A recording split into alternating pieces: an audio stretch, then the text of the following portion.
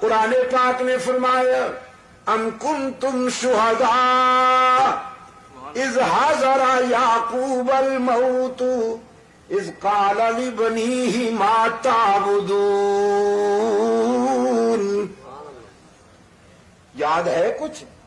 جب یعقوب پر موت آئی اپنے بیٹوں کو بلایا اور بیٹوں کو بلا کر یہ نہیں کہا تمہارے لیے ملے بنا کے جا رہا ہوں، ذرا اچھی طرح سے سنبھالنا، جاگیروں کا خیال کرنا، کوٹھیوں اور بنگلوں کا خیال کرنا.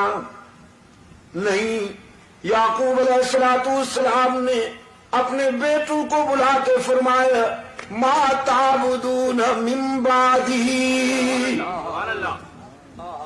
بیٹو میرے بعد کس کی عبادت کرو گے؟ میرے بعد کس کے سجدے کرو گے؟ میرے بعد کس کے آگے دامن پھیلاؤ گے؟ میرے بعد کس کو ہر جگہ موجود مانو گے؟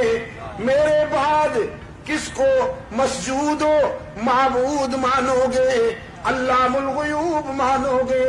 ام کنتم شہداء اذ حضر یعقوب الموت اذ قال لبنیہ ما تعبدون. پھر بیٹے بھی پیغمبر کے تربیت یافتہ تھے، سب نے نعرہ لگایا نعبد الہک و الہ آبائک ابراہیم و اسماعیل.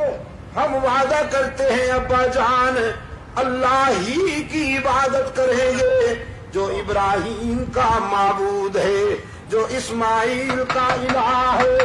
ہم تیرے سبق کو نہیں بھولیں گے، تیری وراثت کی لاج رکھیں گے، تیرے بتائے ہوئے راستے پر پوری زندگی گزار دیں گے، اللہ کے سوا کسی کو معبود نہیں مانیں گے. ہمارا الہ کون ہے؟ یعقوب کے بیٹوں نے وعدہ کیا ہمارا الہ کون ہے؟ مسجود کون ہے؟ شیر شاہ کے شیروں، ذرا شیروں کی طرح بولو نا.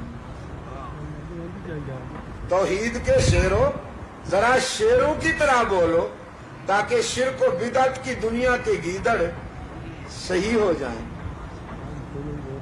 ہمارا الہ کون ہے؟ ہی پہ ضرب لگا کے ذرا دائیں بائیں دیکھ کر